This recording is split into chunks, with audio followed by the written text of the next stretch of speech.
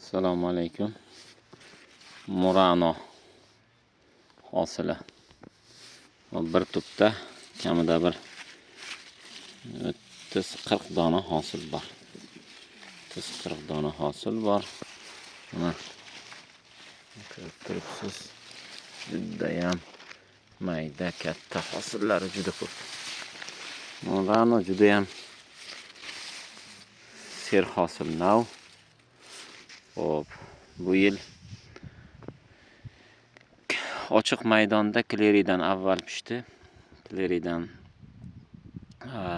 где-то 5 kunlar oldin 2-3 terim Muranoni terganimizdan keyin klerini terimini boshladik.